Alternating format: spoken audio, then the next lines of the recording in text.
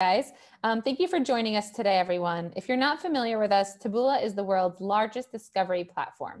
Over 20,000 companies use us to reach over 1.4 billion people every month. We're here to talk about the moment of next, a series of new studies. We're really excited to have you all. Before we get started, I wanted to go over a few housekeeping items. So as we're talking, on the right-hand side of the screen in the GoToWebinar control panel, there's a questions module. So feel free to ask us any questions throughout the webinar. And when we're finished, we're going to try to answer as many questions as we can. If you'd like to tweet us, you can use the hashtag Taboola Insights, and we'll try to respond again to as many questions or comments that we can. Joining us today is Pilar Valcarcel. Sorry, I hope I said that right. Valcarcel, country manager of Spain and Portugal, and a research enthusiast. And myself, Rachel Zalta. Let me turn it over to Pilar to get started. Thank you, Rachel. Hi, everyone. So my name is Pilar, country manager, Spain and Portugal at Taboula. Just to give you a little bit background about myself, I've been working in digital for more than 10 years. I really love this industry. I work in different markets, and I joined Taboula 2 years ago to help the growth in the market with the rest of the team. So thank you for joining. I'm happy to be here with all of you today. Awesome. And Pilar, I'm so excited that you joined. So my name is Rachel Zalta. I'm Taboula's Global Research and Insights Lead. As some of you might know already, my background's in psychology. I have a focus on persuasion psychology and online behavior. I've been in Taboula for 5 years. And what I do for Taboula is I study online behavior. So I look at all of the data that we have and all the data that we continue gathering. We run new surveys, neuroscientific surveys, neuroscientific studies and different things to kind of try to understand Taboula and Taboula's users a bit more. So we're going to be focusing on a few really cool studies that we ran. So just in case you're not familiar with Taboula, you have seen us before on premium sites. So when you go on a site and you go read an article, at the bottom of the article, you might see a feed of content, which include videos and images and titles that lead to other interesting content, either sponsored or organic. Again, we have different videos and we have articles. And what we want to do now is quickly recap on what we spoke about in the previous webinar and the study that we ran there with Nielsen. Pilar, I'll let you take over. Great. So last year, we ran a study with Nielsen and discovered that readers find themselves in the moment of next, measured by additional 2 other factors, a lower cognitive load when they are at the bottom of the article. But let me explain you what are the moment of next. Moment of next are the times in a user's busy day when they are open to explore something new, something different, including advertiser messages. So to give you a real example, for example, let's say you are reading your favorite newspaper and you just finished reading an article. This is the moment when you're open to discover something else, new things, something different, or simply you want to read like additional information about a brand or a product you just find at the bottom of that article.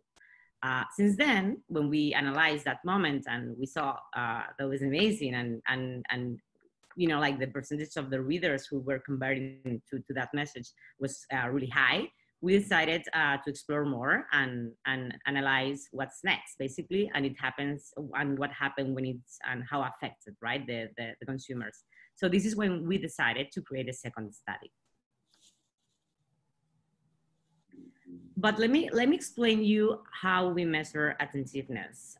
The study measures attentiveness by examining the cognitive and behavioral connection between the user and the stimulus. So what does it mean? The captured biomarkers were interpreted to determine user focus and how connected the user was to the content in that moment, based on such indicators as focus changes, dispersion, or mental load. I mean, I know it could be like a different, like difficult things we can measure, but like if you follow the eye tracker in the blue dot, you'll see that participants rarely look at the video at playing when it's like an intrusive environment, like for example, YouTube pre-roll in this case, as opposed to Tabula and Facebook, where attentiveness is very, very strong. So in psychology, the low attentiveness on YouTube is called cognitive advertising avoidance, and it refers to the consumers' inattention or ignoring ads that they are playing when they are not interested in watching them. So here we can see, in this slide, we can see brand message in open-minded moment have stronger impacts. So we can see exactly how this is how a user has a strong and emotional impact because they are in the moment of next. Yeah, awesome. And of course, if you want more details about that, we have another webinar that is all about the Nielsen study, and it actually has the neuroscientists that we worked with on the study that is explaining the things a little bit more in depth. So feel free to take a look at that. And then I guess this study was ran last year, and then this year we were kind of like, we need to dig in a little bit more into this study, not into the study, into the moment of next. And what we did is we ran a series of survey studies. Each one of the studies that we're going to show you had 5,000 people respond.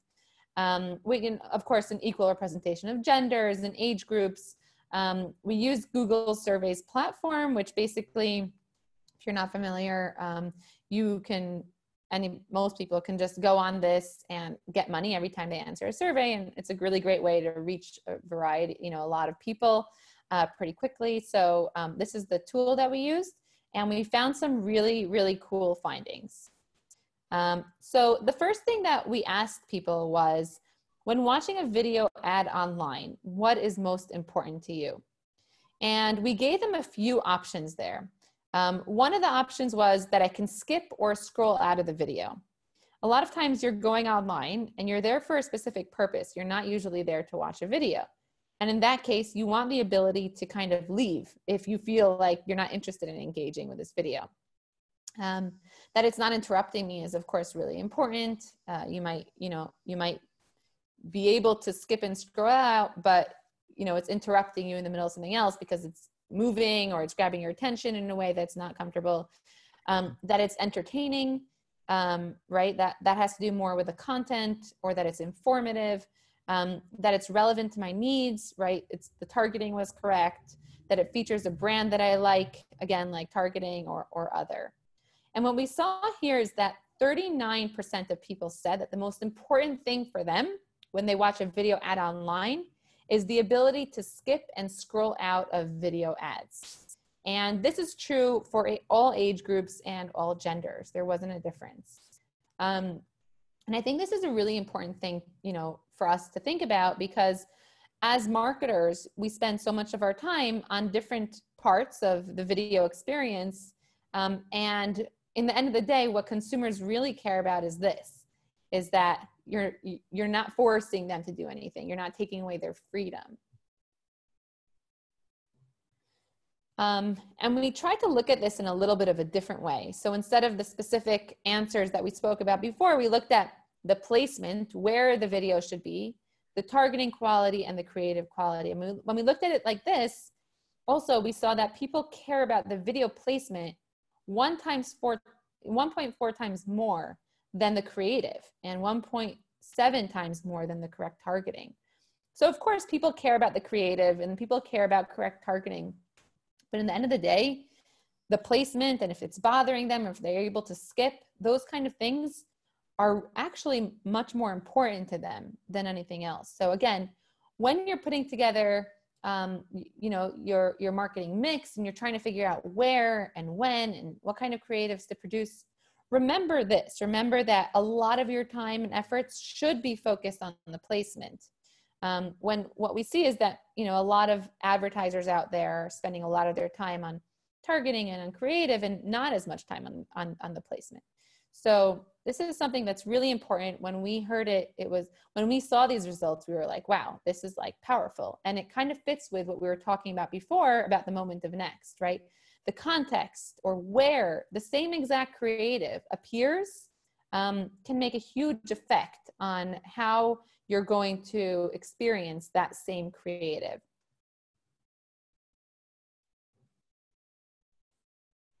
We also find out 65% of participants report that mid-articles video made them like the product less. This is obvious for me. If I'm reading an article, if I find the video in the middle of the article, I it's not the same experience as if you see on different placements. For example, we were talking about the moment of next, where you finish the article and then you see the content. So I think it's a big difference between where the ad is or the video is placed, and the user reported that they dislike the product. The effect is totally different, and actually it was similar between males and females. There is no like a big difference here, and the ages as well. But think about yourself when you're reading that article and then you find yourself with a mid-article video. I think the experience is totally different for advertisers. And when you're putting together your marketing strategy, I think this is something really important to remember. And to get better results, you need to take care about the placements. Yeah, absolutely. I feel the same way. Sure. So another question that we asked these 5,000 consumers is, when you see a video ad in the middle of the article, how does it make you feel about the website? So what Pilar was talking about was the actual brand that's appearing in that ad. But the question is, for the publisher, how does it make you feel about, the publisher side? Do you want to go back to the website? Do you not? And here what we found is that 75% of participants report that mid-article videos actually make them like the websites less. And there are actually many studies about this, how different, more aggressive ad types, if it's, mid-article video, or if it's pop-up ads, or if it's, having too many ads, there are a lot of studies around that they don't actually, they also make the brand not look as good, but they also make the publisher not look as good. People don't really want to go back to that website. So here you see that, most people answer that it makes me dislike the website. And some people wrote, answer 2, 3, or 4, but very few, it made them actually like the website. Other answer we got that I think it's it could be obvious, but at the same time is interesting, is that 63% of people expect to see Fortune 500 companies advertise on news sites. I mean, for me, it's obvious, as I said, because if you compare news with social, I mean, you believe more what news are saying about a company or a product or a service, rather than if you see on social, right? But it's true, like 63% is high percentage, right? And similar between males and females. So we didn't see any difference either here. But the good thing is, especially people over 35, which for me makes sense, because when they are like talking about the Fortune 500 companies, this is related with the age as well and what they are expecting to see. So, I mean, this data is, as I said, I think is normal. And when you are in a news site, you expect to see that kind of information. Yeah. And I think it also talks about, to me, it makes me think of course, if you're a Fortune 500 company, you want to be on news sites because people expect you to be there. Yep. But I wonder, Pilar, also if there's somebody that's not a Fortune 500 company, right? A Fortune 1000 company, whatever. If they want to become a Fortune 500 company, or they want people to feel like they're a Fortune 500 company, then this is an important stat for them too, right? People are going to perceive you in a better way, or they expect big brands to appear, on more prestigious sites, on sites that have more trust. And it kind of leads me, go, sorry. It's related with the credibility as well, right? As a user, just if you are there and you're reading an article, or just like seeing a brand or a message, you just need credibility, or you just want to see how this brand, right, appears on social versus news. So for me, this data makes total sense. Yeah. Exactly. And that kind of leads us to the next study, which here we ask people, which ad would you trust more? A video ad on a news site or a video ad on a social website? So here we're not asking them where they expect to see these ads, but if you saw the same exact ad, which one do you trust, or which one feels more credible, like you mentioned, to you? And here what we saw is that 80% of people trust these ads on news sites, as opposed to having that same ad on a social website, which to me makes a lot of sense. Again, here we see a similarity between males and females, but we found that this is especially true for people over the age of 25. These are people who, they put their trust in news sites. They they're a little more skeptical, I think, to things that appear on social websites or social platforms. And again, I think trust and credibility is a huge thing these days, you know, with brands and products. And if you're going to spend your money on a brand, you want to make sure that you can trust their product or trust their service. So yeah, super, super important. And you know, this survey study actually ran pre-COVID, but this specific survey was actually really important for us to run during COVID too. So in March, the end of March, we ran the same exact survey again, and we found the same exact results, which makes sense, right? During COVID, people, they're looking for information and they're going to trust the information more if it appears on news sites. So it wasn't surprising to us when we found this.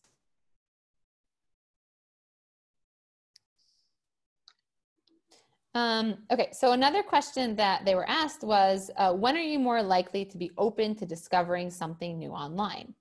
This was actually really interesting to me because, you know, we were talking about the moment of next and which moments your cognitive load is lower and you're more open to new information, but how does it connect to our day-to-day? Like, when does it actually happen to us? And actually, when I presented this study to other people, a lot of people asked me that, like, okay, but is there a time of day that you have more moments of next? Is there, like, you know, when does it happen? Where does it happen? And what we found here is actually kind of funny. So people experience this discovery mode or this moment of next before they go to sleep, or when they wake up. So when they're in bed, which I totally relate to, right? Because like I sit in bed when I wake up and like I'll, you know, do different things. I'll look up, you know, what did I miss during the night? You know, what happened today? And that's a moment where I'm kind of looking for something new. I'm not like there focused on finding something specific. And then when taking a break at work, which makes sense too, right? At work, you're super focused, you have something specific to do, and then you kind of want to just do something else. And it makes sense to have a moment of next then, and in the bathroom, which I find hilarious. But I also relate to it. Like, you know, if I'm in the bathroom, I'm like, what should I do now? Sometimes I'll just take out my phone and I'll be like, what's been going on? I agree with you, Rachel. I mean, this data is funny, but at the same time is real. I mean, I can, to give you an example, I feel like you were talking about, like during this day, seriously, like my moment of next happens exactly what are you describing, especially when you are in bed. I mean, I'm not talking about the bathroom. When you are in bed, for me, as a female, seriously, like my moment of next, not my real moment, seriously, is when I go to bed, let's say after the whole day working. And then is when I find myself, right, like lying in bed with my cell phone, in this case, like checking articles. I'm in discover mode, which is where I'm really happy, yes, to have that moment. Or when I wake up, for example. So my routine is I wake up early, I try to like do some sports, but then, I mean, before doing some sports is when I'm checking that, you know, the news again, and when I'm like in that moment when I want to discover something else. So I think this data is totally real, and I mean, a lot of people that maybe are listening to us right now, they can see and have their own moment of next based on this data. I'm sure they do. Yeah, and to be honest, there were actually really funny answers here, because some people answered other, and then they had open text, and some people wrote like, when I'm waiting for my kids when they're in an activity and I'm in the car. And then there were other people that, oh, when I'm waiting in the line. A lot of times where like you're in downtime and you're not like, you don't have a task in mind. You don't have to do something right now. So yeah, it's definitely interesting to think. And again, like I invite you guys, like all of our listeners, to kind of think about when is their moment of next, or notice throughout their day, when are they in this discovery mode? When are they like open to something new? When do they go to their phone and start looking for something? It's just cool to notice. It is. I agree. So here, this is actually funny. So here, we looked at the different age groups, and what we found is that when we divided it into different ages, actually you don't see the ages, but when we looked at 35 plus, which I think are these four, they are most open-minded when they are sleeping or waking up. So that's like this group over here, this group over here, right? You see how like it's really it's like taller, the columns there. And under 45 are most open-minded in the bathroom, which is interesting also. Right? So like you see that these like people in the younger age groups answered more that they're open-minded in the bathroom. So this is kind of funny to like picture people that you know and like their age group and figure out when they're like on their phone or looking for something interesting to engage with. Yeah. And then we asked one more survey that was about where do you typically spend most of your time online? So here people answered, of course, a variety of answers. Some people answered that they spend their time on content or news websites. So that was 25% of people. 23% of people answered social media, search websites, video websites, right? Like especially today, I feel like a lot of people are spending time. I'm definitely spending time on video websites, shopping or e-commerce websites, games, or others. So this is another important thing to keep in mind. You know, we want to reach our consumers throughout their whole day. And so having an even distribution or appearing on all of these places is important to kind of never lose touch with your consumer. Here, males spent more time on video and on news, which was interesting. Females spent more time on shopping and social media sites. It's like very stereotypical. And then there was a similar distribution between the ages, which is also interesting because, you know, we might think that different ages will act differently, but we found a similar distribution. Rachel, I think in the last slide, it's important because 25% of the time reading content. I think based on content and new websites means like the users and people are reading content, which is amazing. So if you are an advertiser, right, you are finding here like an additional source, additional way to find new users. I mean, because normally, right, we tend to think like, you know, people are like, let's say in search, in social websites, or buying, right, in Amazon or different websites, or even like watching Netflix. But it's true, like 25% are also reading content, which is where you can find new users and new audience for your brand and product. So I think this is a really important data. Yeah, I agree. So I agree that you might find new people that aren't on social, yeah, and they're actually here. Exactly. And even if it's the same person, then you'll meet them throughout their day. So, right, like either way, it's important to appear in all of these places so that you can also reach new audiences, but you could also make sure to kind of maintain that engagement with all the audiences all the time. So yeah, I completely agree.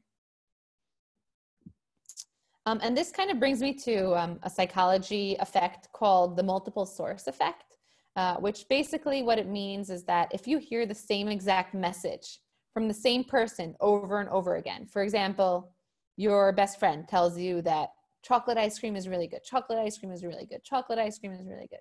Or we could go something with a little crazier, like pistachio ice cream is really good, pistachio ice cream is really good. But you hear the same person saying it over and over again, as opposed to hearing multiple people saying that same message. So, you know, someone from work said it, and someone, you know, your friend said it, and then strangers said it, and then your grandma said it, right? When you hear the same exact message from multiple sources, it actually makes a much stronger effect on you, and you have a higher chance to believe that message more, as opposed to when you hear it from one source. So if we go back to this slide, another reason why it's important is because if the same person, even if they are in all these places, when they see the same message or the same ad only on one of these sources, it's like your best friend says over and over again that pistachio ice cream is good. But when you see that, you know, the same message or the same ad appears in a variety of sources, that's when it kind of increases that, that likelihood that you'll believe that message, and it makes a stronger impact on you. Here, we can see, just click one more. No, sorry. Here you go. Thank you, Rachel. So people are reading more content when they wake up. So what does it mean? I personally think these past 3 months changed the way users and people, right, were acting or reacting to, like they just basically changed their routine. So most people experience moment of next, in this case, when they wake up, as I said. But this graph shows that during COVID, for example, people are most likely to be open to discover something new when they wake up. So if we see the graph, we see like a big difference here, like at the beginning of the day. And it's how we found out, like pre-COVID, most people were not that engaged at that moment, but post-COVID, people are definitely more engaged, and they are seeing that moment of next in the first time of the day. And I personally agree, as I said before, because I think it's more, I think like after these 3 months, a lot of people are, as I said, changing like a lot of things, but you find yourself like, doing things differently because you maybe organize your day, you plan your day just to do your work at home. And then is when you find the moment that you want to start consuming content or reading the article and then discover new things, right? So I agree with this data, and I can see exactly how people are acting totally different pre-COVID and post-COVID. Yeah, it's definitely interesting to kind of, ask ourselves, like, when are our moments of next, in regular times, and then what's happening now and how that changed our life. And it also changed our moments of next, and it also changed a lot of things. So yeah, it's definitely cool. This one is really interesting as well. I think this is honestly, when I saw this slide, I love it because it's some really important data that we found out during actually the pandemic, which is something like, to be honest, like if you take a look like maybe 6 months before and taking a look now, there's a real difference. We will talk about this later, but since the World Health Organization declared coronavirus as pandemic, data shows that news publisher have been an uptick in traffic and engagement with content. And again, it makes sense. If I take a look at the Spain market, for example, I can see how the huge increase of page views, huge increase of like audience in their newspapers, because it makes sense. They were reading articles. They were like checking data all the time. They were checking what was going on, right, during this pandemic situation. But when looking at news readership, we found large increases in the amount of time spent reading as well about these verticals and the covering really well during these days. So we see here different verticals, and it may change from market to market. We can share some examples later, but for example, what we see here is local news, 63%, which is a lot, including as well with government and politics. Again, for me, this data is totally realistic and makes sense because, I mean, as a user, you are checking those websites and you believe what they're saying and you are worried about what is happening, right? And you are reading this in your moment of next as well. Business technology have as well a lot of good percentage, and decreasing like lifestyle, entertainment, and gaming with low percentages. But it's still like interesting verticals that we can see and people are reading during these times. Yeah. And this makes sense, like for me also, when I think about what I'm doing, what I'm looking for. Yeah, I really like this too. So yeah, just to, recap on a few takeaways, there's definitely a lot more research to be done around the moment of next and people's mindsets when they consume content, when they view ads. But, based on what we spoke about today, moments of next are these moments in the day where consumers are open to exploring new things. In times of COVID, consumers' mindsets and preferences for ads, they actually matter more than ever. Maybe people have less patience for things that they're not interested in. On the other hand, they might have more time, but it's definitely, we're finding that it's important to kind of think about the moment of next now. Consumers are more open to ads when they appear on trusted sources that we know, pre-COVID and post-COVID, and consumers are spending a lot of their time reading news and reading content on content websites. So now we have some time for questions. I've noticed a bunch of questions coming in. One of the questions actually, before we go into them, is if people are going to get access to this recording. So I'll just start with saying that they will. We'll be sending this recording after the webinar. So don't worry about that. Okay, I'm seeing how we're having some questions.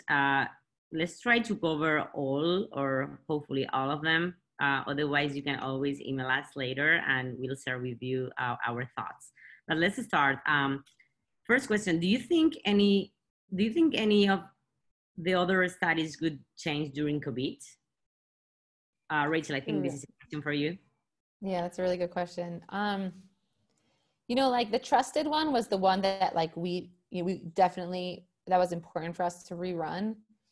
I think that most of the other ones wouldn't change as much. Actually, the time spent, like how much time you're spending on different, on like online every day, maybe I would see more video there. I don't know. Just because people have, you know, more time to watch video.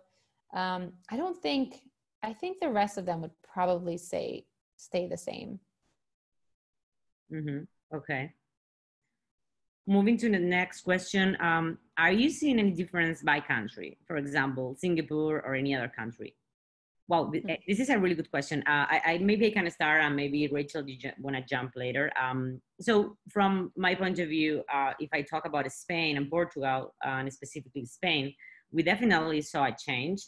Just to give you an example, for example, vertical that for us and for the team, we were pushing harder because it makes more sense in this country during these times where verticals that maybe are different in the US or in Asia or APAC or in Latin America, right? So I think every country has a specific, you know, like things we found more interesting and users were finding more interesting to read rather other countries. So here in Spain, for example, one of the verticals that I personally found really, really good, and they were like increasing percentage, you know, of readers were, for example, the e-commerce or retail. Even like during the pandemic, like it was a strict lockdown, but users found really like interesting to start reading those things and actually acting with this vertical because it was everything about content, right? So let's say a big campaign coming in from that vertical, it don't necessarily need to drive the user to the store. It's just like the content about that. So I personally found really interesting and it worked really well. And maybe in other country it was totally different. It was home entertainment, or was finance, or any other vertical. So yes, definitely it's a difference between different countries. Yeah. Do you want to add anything, Rachel, or should we move to the next question?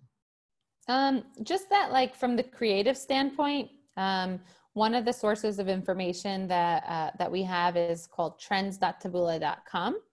And there what you can see is not which verticals are working, which Pilar you mentioned, but which creatives are working right now per vertical, per country. So there, for example, you could look at Singapore and you could look at a specific vertical and see, you know, what types of images or what types of words are working well there. So that's just another like layer. Yeah. Okay. Perfect. Third question. Are you seeing any changes pre and post COVID? That's a good one. You can start, Rachel. Yes, go ahead. No, I'm just saying, like, to be honest, we see changes all the time. Like COVID, of course, is a huge change. But one of the things that I could say after working for Taboola for 5 years is that there are always changes, right? There are always things that work and then stop working. And there are changes in times and days that people are engaging more with content and less with content, and countries. Like, so everything is always changing in the online world, and definitely during COVID. Yeah, I agree. And to add to this, to your answer, I of course there is a change. I mean, and this is in every country. There is a pre and post COVID situation. In different, actually, in not only in verticals as I was talking, but in like the way the user is interacting with digital as well. So pre-COVID could be maybe low percentage about like something, and then we are seeing a huge increase, not only in page views and how users are reading content, but also on how users are interacting with that content. And that's exactly what I think is more important. And that's why the data we presented makes more sense. Yeah. Yeah, totally. Another question, how does Taboola know what's working and what is not working on the network? Oh, that's such a good question. That's something that I personally have been researching since I started at Taboola. Recently, actually, since COVID started, Taboola started a new service called the Taboola Creative Shop, which is basically like a mini agency, which provides to strategic clients different creative services. So things like adjusting a video, like a branded video, adjusting it to work best for digital and to work specifically best for Taboola or news sites, taking different articles and writing titles and choosing images that, that we think will work better. And I think it kind of goes back to that question of like, how do we even know what works better? And to answer that question, we have a bunch of different sources of information. One of them is looking at what we mentioned before, which is trends.taboola.com, which is basically a continuous analysis of what's working well on our network. So what the site does is it takes every single one of the items that ran on our network in last week. It always renews on Sunday, and it will take them all and analyze them for best practices. So it will take the average CTR of all the images with a male and the average CTR of all the images with a female, and then it'll see which one's higher and what the impact is. And so that's a really great place to kind of understand what's working well in our network. Another thing that we do a lot is A/B testing. So we're constantly A/B testing. Every time we send a client recommendation from the Creative Shop, it always includes a few different A/B tests because, we don't always know what's going to work. We're always trying new things that haven't been done before. And we always want to see, what's the trend right now. Even if it worked before, it doesn't mean it's going to work today. And so those are the two like main, and then, of course, we'll always like think of new ideas. That's like, just like our own human creativity is a great source of, is a great place to kind of know what to test. And then of course we test, and that's kind of how we know what's working. But one thing that's interesting there is that we do see changes between our platform and other platforms. So people that engage with ads on Taboola or on news sites or premium sites, they won't necessarily engage with that same exact ad if it appeared on social or if it appeared on YouTube. So it is important to understand what's working well for each platform and adjust your creative based on that.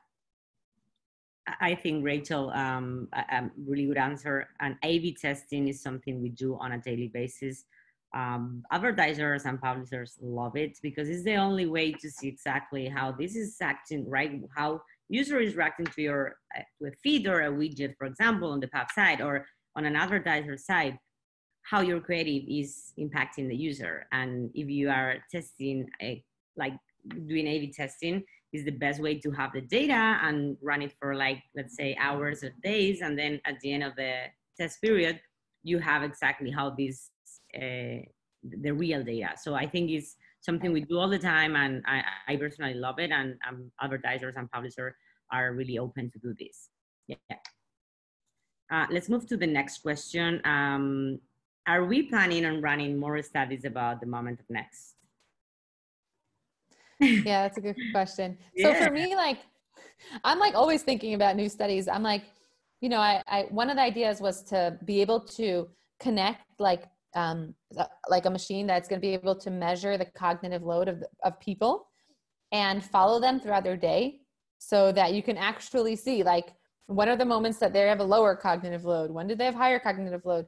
Where are they? How much time does it last, right? Like, how long does that time last of moments of next or discovery, right? So there are so many questions that like I keep on asking myself. I also get a lot of questions from people within Taboola and out of Taboola. So, you know, in theory, we'd like to explore all of them. It might happen a little slower than I would like, but yeah, we have a lot of things that we'd like to explore in that regard. Nice. I personally would love to see the third moment of next study.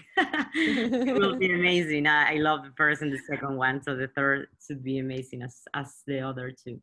Okay, we don't have too much time, but in any case, please feel free to reach out to us, and we will be sharing the deck and the presentation with all of you. And I thank you for joining us today. It's been a pleasure, and Rachel, thank you for inviting me. I really enjoy covering this with you, and yeah, looking forward to the third one.